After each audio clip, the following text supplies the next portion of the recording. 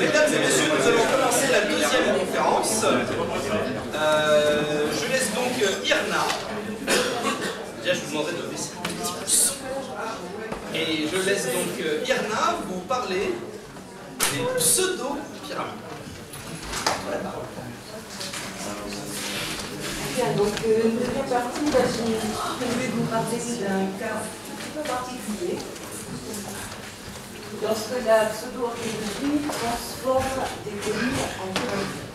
Alors, c'est un cas que vous connaissez bien, c'est celui, j'avais une question tout à l'heure sur ce qui m'avait amené à m'intéresser à ça.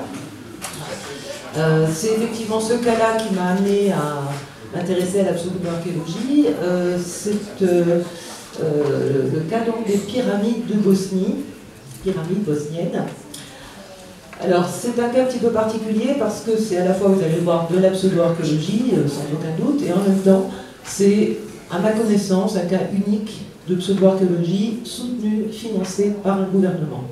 Hein, donc on est vraiment dans un cas très particulier.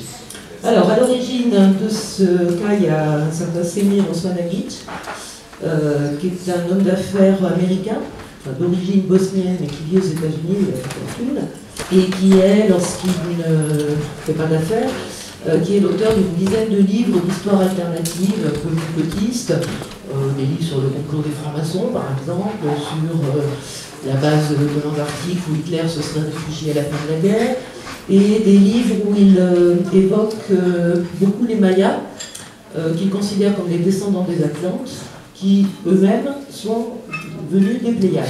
C'est-à-dire qu'il va combiner les deux grandes idées de la civilisation atlante et des extraterrestres.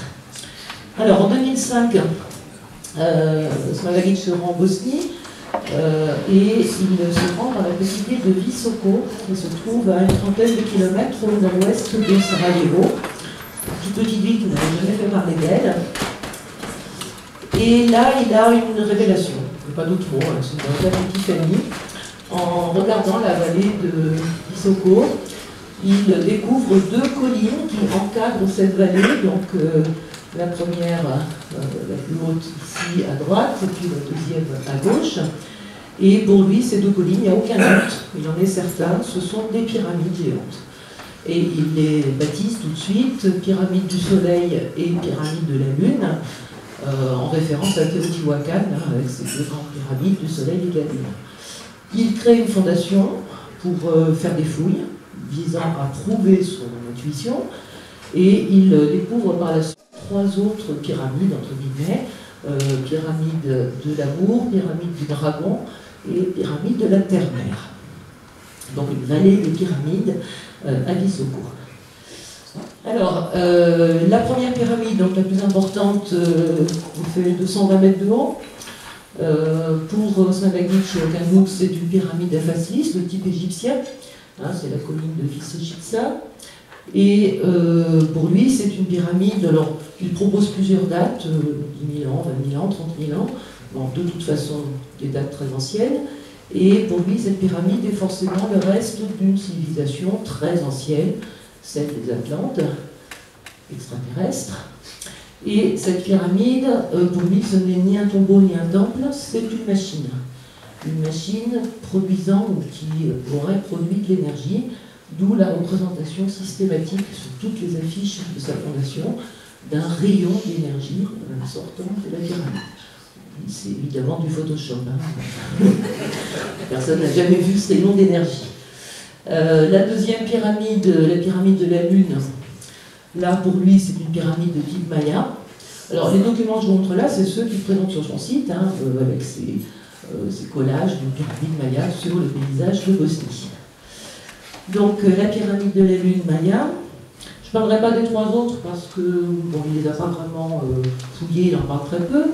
Par contre, dans la même vallée, vous avez là au fond la pyramide du Soleil, et à 3 km au nord, il y a un réseau de souterrains, un réseau de galeries souterraines, assez étendu, assez complexe, un peu labyrinthique, ça part dans tous les sens. Donc il a exploré à peu près 1000-1200 mètres actuellement. Et ces tunnels sont clairement d'origine artificielle. Hein, il n'y a aucun doute là-dessus. Il y a des murs de pierre sèche posés le long des parois. Il y a un drain au milieu, on a creusé le milieu, il y a des galeries qui ont été rebouchées, donc clairement c'est artificiel. Et pour Osman Aguic, ce sont des tunnels qui relient les pyramides entre elles. Il est persuadé qu'il y a un lien avec les pyramides. Et puis dernière chose, un petit peu partout en Bosnie, on trouve ce genre de choses. Des sphères de pierre, dont les plus petites ont quelques dizaines de centimètres, et la plus grosse, un peu plus de 2 mètres de diamètre. Ces sphères de pierre, pour lui, c'est également artificiel. C'est un élément d'un réseau de diffusion d'énergie à travers le monde. Même si, curieusement, certaines de ces sphères sont encore insérées dans une matrice de pierre. Elles sont coincées dans la pierre, mais pour lui, c'est des sphères artificielles. Alors, tous ces éléments, sauf les tunnels, tous ces éléments, pour les géologues, ce sont en fait des éléments tout à fait naturels. La pyramide de la Lune n'est pas une pyramide, c'est une colline. Sa forme, elle est assez régulière, elle a une face nord qui est vraiment bien triangulaire, et surtout une pente très très régulière. Ça s'explique tout simplement par la géologie. Il y a une couche de conglomérats très épaisse qui forme la face nord de la pyramide, et la pente de la face nord suit exactement le pendage des couches. On est dans une zone qui a été surélevée à la fin du Miocène, la chaîne des Dinarides, et donc ces couches ont été déposées d'abord dans un lac intérieur, puis surélevées, basculées, plissées. Ça formait une sorte de grand anticlinal, de grands plis comme ça, dont la partie centrale a été érodée, et il ne reste que le versant nord de cet anticlinal, ce que les géologues appellent un crête, je ne sais pas si ça vous dit quelque chose, un rockback en anglais. Donc voilà, c'est une pyramide tout à fait naturelle. Pour la pyramide de la Lune, on n'a pas tout à fait la même géologie, on a des terrains plus anciens, horizontaux, là ils n'ont pas été déformés, mais par contre ils sont formés de milliers de petites couches très fines, d'argile, de marbre, de grès, il y a tout un mélange. Et alors ce qui est caractéristique sur cette pyramide, c'est que c'est Osman Aguic lui-même qui est en train de la transformer en pyramide.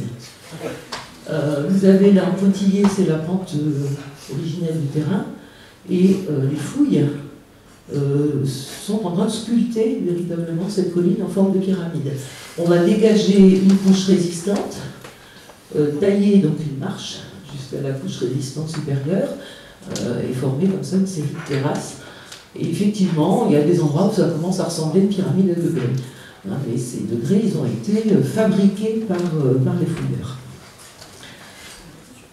Les sphères sont aussi totalement naturelles. C'est des concrétions géantes qui se forment dans le grès au moment de la lithification du grès, pendant que le sable se transforme en grès. On en trouve un petit peu partout dans le monde. Là, je vous en ai mis une qui est en France, en haut à gauche, à Saint-André-de-Rosan, dans les Alpes de Haute-Provence. Celle de droite est sur la terre François-Joseph, en Russie. En bas à gauche, c'est dans le Dakota du Nord. Et à droite, c'est les Moeraki Boulders en Nouvelle-Zélande. On a des dizaines d'exemples un petit peu partout de ce type de construction qui n'ont rien d'artificiel. Donc, clairement, ce que fait Osman Aguic, c'est qu'il utilise des phénomènes naturels méconnus du public, que le public ne connaît pas, qui le surprennent, et il les transforme en éléments de sa pyramide. Donc, quelques autres exemples. En haut à gauche, on a deux couches superposées, une couche de grès fine sur une couche de conglomérat beaucoup plus épais. Et Osman Aguic présente ça comme un parement. C'est-à-dire qu'il va utiliser le vocabulaire de l'archéologie, comme le parement de la pyramide de Khéops, fait de calcaire fin de Toura, sur un nucléus fait de blocs plus grossiers. Donc là, il va présenter ça comme ça. Sur le grès de la colline de la pyramide de la Lune, il y a souvent des petits dessins, des petites ondulations. Vous les avez tous déjà vus si vous êtes allé en bord de mer. Dans le sable, on voit se dessiner ce qu'on appelle les rides de marée, les ripple marks. Vous avez déjà vu ce sable qui fait des ondulations. Là, ils ont été fossilisés. Donc tout à fait naturellement. Mais pour Osman Aguic, c'est un décor. Ce sont des dalles sculptées par les constructeurs des pyramides. Le morceau de grès en bas à droite, du grès stratifié, érodé, c'est un élément d'une statue, le pied d'une statue. etc. On invente des inscriptions, on prend une pierre qui a des petits défauts, des petites fentes, on repasse en rouge certaines pour que ça donne l'impression d'une inscription. Donc on a vraiment création, à partir d'éléments naturels, d'un site pseudo-archéologique. Alors il va aussi détourner l'archéologie réelle du pays. Alors ici, par exemple, ce que vous voyez là, ce sont des stèches. Un stetchak, c'est une tombe, une pierre tombale médiévale. Elles sont magnifiques, il y en a exclusivement en Bosnie et quelques pays autour. Elles sont classées au patrimoine mondial de l'humanité.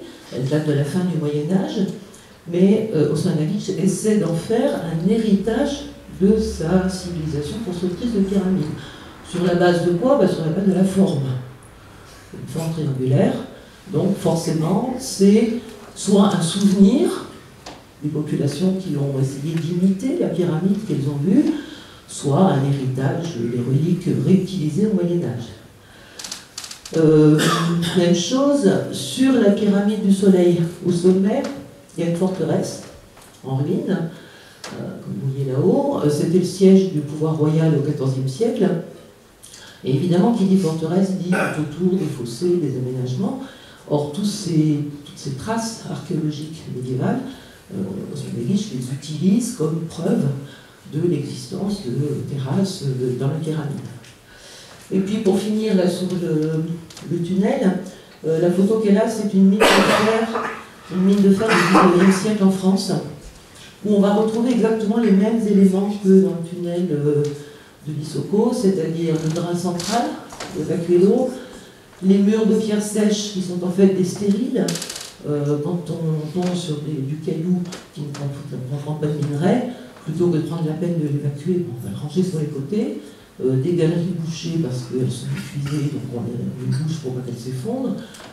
Donc tout ça nous indique une chose, c'est que ce tunnel de Vissoko est très probablement une mine qu'on peut même dater puisqu'on y a retrouvé une lampe de mineur du XVIIIe siècle. Donc voilà, le tunnel est du XVIIIe ou XIXe siècle. Ce qu'il faut savoir par contre, c'est que Osmanagić ne la montre pas cette lampe. On en a des photos qui ont été prises par des fouilleurs, qui ont pris des photos, mais ces photos, Osmanagić ne les a jamais publiées. Elles ne sont pas sur son site, elles ne sont jamais mentionnées. Donc on a bien du cherry picking, hein, c'est-à-dire que si on trouve quelque chose qui peut intégrer à sa pyramide, il le prend. Si on trouve quelque chose qui semble démonter, il n'en veut pas. Alors, on a donc, un de mes amis avait appelé ça une véritable chimère. Vous voyez, la chimère, c'est l'animal qui est partie lion, partie aigle, etc. Là, c'est une chimère archéogéologique. Hein, on prend des éléments archéologiques, des éléments géologiques, et on essaie de construire quelque chose avec ça. Donc ici, c'est une affiche que vous avez dans le musée de Vissoko, la partie du musée occupée par Osmanagić, où on a un mélange de vrais artefacts plus anciens, de cailloux avec des formes bizarres, par exemple celui tout en haut, là, il y a une vague forme de massue, on ne sait pas quoi, donc il a décidé que c'était un artefact. Un caillou avec des traits bizarres qu'on va repasser en couleur, c'est une inscription. Un vrai artefact néolithique, cette petite pyramide là que vous voyez, qui est haute comme ça, elle a été trouvée non pas à Vissoko, mais à quelques kilomètres de là, dans un site néolithique de la culture du Boukmir. Et pourquoi est-ce que Osmanagić la met là, alors qu'elle n'a aucun rapport avec ces pyramides? Tout simplement parce qu'elle a une forme de pyramide. En fait, le haut est cassé, c'est la base, d'un encensoir, de la base, mais comme ça ressemble à une pyramide, hop, c'est intégré dans sa chimère. Et puis, l'objet que je préfère, c'est cet objet qui présente comme une amulette préhistorique. Pour moi, je peux me tromper, hein, mais pour moi, c'est un morceau de brique avec du ciment. Il a été usé par la rivière, mais il figure dans le musée de Vissoko comme amulette préhistorique. Bon, c'est un drôle de mélange, donc. Alors, évidemment, les scientifiques ne croient pas à tout ça. Osmanagić n'a eu aucun succès, ni auprès des géologues, ni auprès des archéologues. Ce qui n'empêche pas de faire semblant de faire de la science, ça plaît beaucoup au public. Il utilise des titres scientifiques qui n'ont aucun sens. Rapidement, un exemple, il s'intitule Docteur Osmanagic. Il a effectivement soutenu une thèse à Sarajevo sur les Mayars, dans un jury où il y avait 0 maganiste, 0 archéologue, 0 historien. Il faut dire que son père était un ancien ministre en Yougoslavie, donc il doit avoir un réseau de relations relativement étendu. Il fait des analyses, tout plein d'analyses. On analyse plein de choses, on les date, mais il va retenir uniquement les dates qu'il arrange. Donc ici, il a retenu cette analyse-là pour dater la pyramide du Soleil, 29 000 ans. Sauf que, qu'est-ce qu'il a daté? Il a daté une feuille, mais une feuille fossile, prise dans une couche de grès du Miocène, donc il y a 5 ou 6 millions d'années. En théorie, il y a plus de carbone 14, dedans. On va dater une feuille fossile. Donc ce qui a été daté, c'est probablement une contamination par de l'eau de pluie chargée en carbone 14. Bon, mais c'est pas grave. Lui, ce qui l'intéresse, c'est d'avoir une date. Ça fait sérieux, ça fait scientifique. Bon, il utilise aussi beaucoup de pseudosciences. Je passerai très vite. L'énergie, la qualité vibrationnelle du tunnel, des galeries souterraines, mesurée en police, l'unité de mesure des radiesthésistes, que personne n'est capable de définir, des photos de rayonnement énergétique des sphères faites avec un logiciel de traitement de couleurs, des photos en fausse couleur, des articles qui mélangent la cosmologie égyptienne, les logons, la théorie quantique. Et je ne résiste pas au plaisir de vous montrer un papier qui a été présenté lors d'une soi-disant conférence scientifique organisée par Osmanagic, les pyramides gardiennes de la vibration primaire cosmique des densités locales. J'ai renoncé à comprendre, comme dirait quelqu'un que vous connaissez peut-être, ta gueule c'est quantique. Bon, voilà. Je vous remettrai si vous voulez. Alors, il a aussi construit un parc de loisirs, à côté du tunnel. Un parc un peu new age, parce qu'il y a plein d'énergie partout. Donc forcément, c'est bon pour le corps et l'esprit. Donc on fait des chambres de méditation, un parc avec une plateforme de méditation, une spirale énergétique, qui attire pas mal de monde. On vient s'y ressourcer. Alors, le projet d'Osmanagic a ramené un peu d'argent dans la région, qu'on avait bien besoin, une région très pauvre. Il vend tout le temps son projet comme pour le bien de la Bosnie. Le tourisme est une chance pour la Bosnie. Il a un projet qui n'est pas réalisé pour le moment d'un gigantesque complexe hôtelier en forme de pyramide. Et puis, on a vu se développer partout des petites boutiques de souvenirs. Vous pouvez acheter une pyramide en outillage, de l'eau du tunnel, 10 € le petit flacon de 10 centilitres, une miraculeuse, puisque les chargés d'énergie. Voilà, alors ça c'est le côté, on va dire, un peu marrant. Là on aborde des choses un petit peu moins drôles, c'est le côté nationaliste. Ce qui a fait que ça a vraiment bien marché, ce projet, un succès extraordinaire en Bosnie, c'est la tonalité nationaliste. La Bosnie-Herzégovine, grâce aux pyramides, devient le berceau de l'humanité. C'est les plus grandes et les plus anciennes pyramides du monde. C'est le berceau de l'humanité, de la civilisation. C'est devenu le projet du pays tout entier. C'est plus le projet d'Osmanagic, c'est le projet de la Bosnie, avec un support en particulier de la diaspora bosnienne, les Bosniens qui avaient quitté le pays pendant la guerre, et qui a sans doute une façon de compenser le traumatisme de la guerre et de l'exil, et en tout cas, ils soutiennent très très fortement ce projet. Avec pour résultat que le gouvernement soutient, les hommes politiques défilent, se font prendre en photo sur la pyramide, en train de serrer la main d'Osmanagic, et ce soutien, il se traduit en particulier par un soutien financier, sous forme de subventions, sous forme d'aménagement, parking, routes, etc., pour accéder au site des pyramides. Et alors le plus grave, c'est que du coup, les opposants au projet, qui vivent là-bas, sont dénoncés comme des traîtres, puisque c'est le projet du pays tout entier, puisque ça fait de la Bosnie une grande nation, les opposants sont des traîtres. Et ici, on a un article où Osmanagić demande la démission ou le renvoi de 4 personnes. Donc le premier, Gargovac, c'était le ministre de la Culture, qui a refusé de donner des subventions. Lovranović, c'était le responsable de la commission pour la protection des monuments nationaux, qui lui a interdit de fouiller sous la forteresse. Et puis les 2 derniers, c'est 2 préhistoriens spécialistes des Balkans, qui ont été les premiers à condamner ce projet. Alors, pour la petite histoire, Zilka Kojundić, que vous voyez ici, qui est une préhistorienne très connue, qui a été la première à critiquer Osmanagić et dénoncer le caractère pseudo-scientifique du projet, c'est quelqu'un qui, pendant la guerre, est resté à Sarajevo. Il a passé tout le siège de Sarajevo sur place, dans le musée de Sarajevo, à protéger les collections. Protéger les risques d'incendie, les mettre à l'abri. En 92, Osmanagić est parti. Il est allé faire fortune aux États-Unis. Donc le voir venir maintenant accuser cette dame de trahison, ça fait un peu mal quand même. Elle a été insultée de façon extrêmement violente, bousculée même physiquement. Il y a eu vraiment une espèce de haine contre elle en particulier.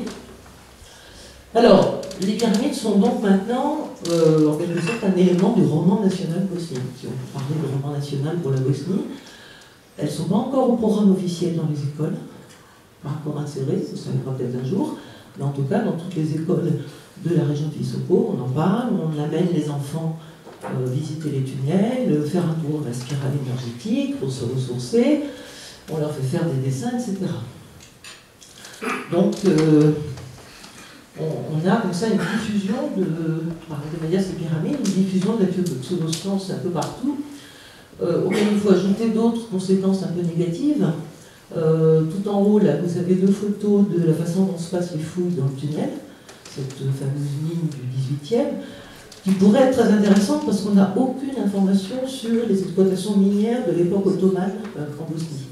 On a vraiment un trou historique là, et donc ça pourrait être vraiment très, très intéressant. Vous voyez comment il fouille, hein, pique, pioche, pas de relevé, les débris ne sont pas tamisés, on ne récupère aucun artefact, on ne récupère rien. C'est-à-dire que toute l'information est perdue. Perdue pour la science, perdue pour les historiens, pour les archéologues. Tout ce qui a été vidé dans ces tunnels, c'est totalement perdu. Et puis il ne faut pas oublier que la Bosnie est un pays pauvre. C'est un des 2 plus pauvres d'Europe avec l'Albanie. C'est un pays pauvre qui a peu de ressources, qui a dû se reconstruire après une guerre assez terrible. Et ces ressources, Osmanagić en détourne une partie. Et un des résultats, c'est que le musée national de Sarajevo, le plus grand musée du pays, est resté fermé pendant 4 ans, de 2012 à 2015, par manque de moyens. Il n'y avait plus de quoi payer les salaires, il n'y avait plus de quoi chauffer le musée, et donc il a été fermé. Enfin, tous les noms, ça veut dire fermé. On l'a aujourd'hui rouvert avec une aide américaine, mais la plupart des salariés viennent en fait bénévolement, ils ne sont toujours pas payés. Donc, on est dans un cas où un projet pseudo-archéologique finalement absorbe une partie des ressources du pays.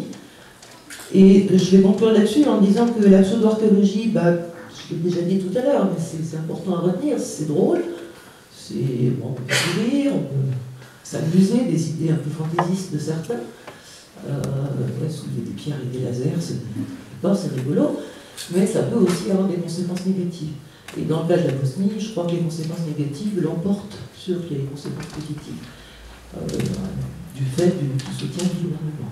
Donc, conséquences politiques, avec la diffusion du nationalisme, conséquences sur la société, diffusion de la pseudo-science, conséquences avec la diffusion de la haine des scientifiques fermés qui refusent d'accepter, donc on rejette, et puis conséquences matérielles avec la destruction d'un patrimoine réel. Voilà. Donc, si vous avez des questions. J'ai une micro-question, c'est sur les articles que tu indiques, ils sont tous de 2007, du coup c'est toujours d'actualité tous ces trucs en Bosnie ou ça a changé depuis? Alors, c'est plus d'actualité au sens où il n'y a plus d'opposants. D'accord. Ah ouais. Les opposants se taisent, ne disent plus rien. Les institutions scientifiques du pays, l'Académie des sciences, etc., ont fait ce qu'elles ont pu, se sont fait insulter, n'ont pas réussi à convaincre les politiques. Et du coup, il n'y a plus du tout d'opposition. Alors voilà, c'est rentré dans la norme. Et du coup, il n'y a plus d'articles de ce type-là, d'articles politiques sur les nécessités de soutenir le projet, etc. Il y en a plus. Donc c'est pour ça qu'effectivement c'était l'article un petit peu ancien. Aujourd'hui sur le site, il n'y a pas d'archéologie, parce qu'effectivement ils ne trouvent rien en archéologie, hein, à part un petit tesson de poterie de temps en temps. Il n'y a plus que des articles sur les énergies, les tunnels qui permettent de guérir l'asthme, le cancer et je ne sais pas quoi. Voilà, on est plus dans la pseudo-médecine, mais il n'y a plus d'articles comme ça. Je voulais savoir s'il y a des différences ou des similitudes entre la création du roman national bosnien et celui français, par exemple avec des pseudo-historiens comme Laurent Deutsch ou Stéphane Bern. Alors, à ma connaissance, ils n'ont pas de Laurent Deutsch, celui de Stéphane Bern. Il y a à la fois beaucoup de similitudes et beaucoup de différences. Il y a des similitudes parce que, comme tous les pays, on cherche à se créer un roman national, c'est clair. Hein. Je crois qu'il n'y a pas beaucoup de pays qui l'échappent. Donc dans le cas de la Bosnie, c'est en particulier la Bosnie médiévale qui est mise en avant. À l'époque, on avait un royaume de Bosnie indépendant et assez puissant. Les différences, c'est que c'est beaucoup plus crispé en Bosnie. C'est quand même un pays qui est sorti d'une guerre liée au nationalisme, où les nationalismes sont toujours très forts, c'est une division terrible, hein. C'est loin d'être fini, il n'y a plus de guerre actuellement, mais les tensions nationalistes sont très fortes, et on a des romans nationaux concurrents. Il y a celui des Serbes, il y a celui des Bosniaques, celui des Croates, c'est pas les mêmes. Donc la pyramide, c'est spécifiquement bosniaque, parce que Visoko est dans la région peuplée à quasiment 100% de Bosniaques. Le roman national serbe de Bosnie ne va pas être du tout le même. Hein, donc c'est beaucoup moins apaisé qu'en France, c'est beaucoup plus tendu. Non. Je voulais savoir ce qu'étaient devenues les 4 personnalités qui dénonçaient ce pseudo-archéologue. Alors, Zilka Komundic, la dame, a pris sa retraite, elle est partie au Canada, elle n'est pas restée en Bosnie, à Sarajevo. Pour fuir. Lovrenovic est mort. Il est décédé après le suicide de son fils dans des conditions un petit peu terribles. Govedaritsa travaille toujours, il est en Allemagne, à l'université d'Heidelberg. Et le quatrième, Drahovac, c'est d'autres, je crois qu'il a pris sa retraite. Donc actuellement, ils n'ont plus, aucun d'entre eux n'a de fonction. Ils n'ont pas démissionné à la suite de la demande de Osmanagic, mais ils ont assez vite par la suite soit pris leur retraite, soit quitté leur fonction officiellement pour d'autres raisons. Moi, je me demandais juste comment il recrute les gens qui travaillent pour lui. Est-ce qu'il y a vraiment des archéologues qui travaillent pour lui? Alors, pour l'essentiel, c'est des bénévoles, des volontaires. Il organise tous les ans, un chantier de volontaires, avec des gens qui viennent un petit peu tous les pays. Le recrutement se fait beaucoup par l'intermédiaire des sites et des forums pseudo-archéologiques. Il essaye d'avoir un archéologue. En théorie, il est obligé par la loi, des fouilles de raids supervisées par un archéologue. Mais évidemment, il n'arrive jamais à avoir d'archéologue professionnel. Donc en général, ce qui se passe, c'est qu'il a recruté un jeune étudiant. Il y a eu une italienne, il y a eu un anglais, un turc. Enfin, il a fait venir comme ça des jeunes qui venaient de finir leur diplôme et qui voyaient là l'espoir d'avoir un travail payé, quoi. Mais aucun d'entre eux n'est resté plus de quelques mois. Quelques mois, ils abandonnent parce que ils se rendent compte qu'ils sont en train de bousiller complètement leur carrière, d'aller dans ces conditions-là. Donc voilà, il n'y a aucun spécialiste ni en archéologie, ni géologue, ni rien. D'autres questions, toi, s'il te plaît?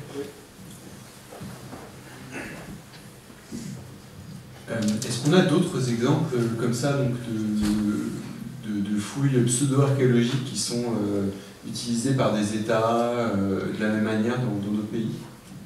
Alors, à ma connaissance, il n'y en a qu'un. en dehors de la Bosnie, c'est en Indonésie, où il y a une colline qui s'appelle Gunung Padang, qui est formée, c'est un ancien volcan, donc il y a des colonnes de basalte qui forment cette colline. Au sommet, il y a un temple d'époque historique connu, et il y a un géologue indonésien qui a décidé que la colline tout entière était artificielle. Et un petit peu de la même façon qu'en Bosnie, il a réussi à obtenir le soutien de l'État, qui a même envoyé l'armée pour fouiller. C'est des soldats qui ont été envoyés pour occuper aux fouilles, avec aussi peu de résultats qu'Osman Agic, mais on a un projet soutenu par l'État. À ma connaissance, c'est les deux seuls. Je ne crois pas qu'il en existe d'autres. Pour rebondir sur la question, est-ce que les uns se sont inspirés des autres? Est-ce que en Indonésie, on s'est inspiré de ce qu'il a fait? Et est-ce que tu sais, c'est la même question, si lui s'est inspiré d'une autre affaire qui aurait eu lieu avant lui, de la même... Alors pour l'Indonésie, c'est sûr qu'ils se sont inspirés de la Bosnie, puisque leur proclamation de pyramide s'est faite après celle de Bosnie. D'ailleurs, Osman Agic y est pour quelque chose, parce qu'il s'est rendu en Indonésie. Il voyage beaucoup dans le monde entier pour parler de ces pyramides un peu partout. Il s'est rendu en Indonésie et il s'est prononcé en faveur d'une pyramide artificielle pour cette colline. Et c'est à la suite de là que ça a pris un peu d'ampleur en Indonésie. Est-ce que lui s'est inspiré de quelque chose? Ma connaissance, non. Il prend souvent l'exemple de, je ne sais plus comment ça s'appelle, cette pyramide maya énorme sur laquelle est construite une colline, une église. Je ne sais pas si quelqu'un d'approche veut parler. Au Mexique. C'est au Mexique, oui. Une énorme pyramide, mais entièrement couverte de végétation, et sur laquelle il y a une église qui est construite. C'est-à-dire que de loin, on a l'impression que c'est une colline. Et il prend souvent cet exemple-là en disant vous voyez bien qu'une pyramide peut être cachée sous la végétation, sauf que là, il y a vraiment une pyramide dessous, quoi, alors que en Bosnie, non. Une dernière question. Soyez pas timide. Hein.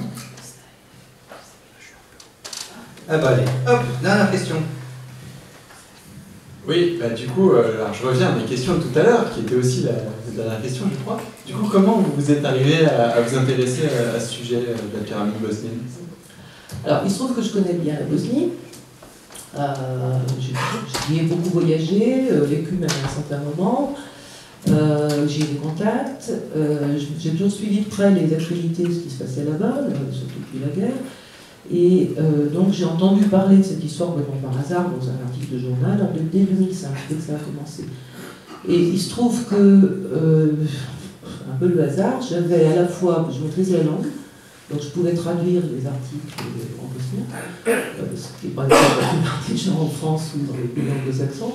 Et en même temps, comme je suis géomorphologue de formation, l'analyse d'un paysage, je connais quoi. J'ai des bases en géologie, et donc j'avais ces deux outils qui me permettaient d'analyser un petit peu ce qui se passait. Donc voilà, j'ai commencé à intervenir sur des forums, des newsgroups à ce propos-là, et puis un beau jour, j'ai décidé de tout rassembler dans un site, et ça a commencé comme ça. Voilà. Et bien, merci beaucoup. Je vous remercie fortement.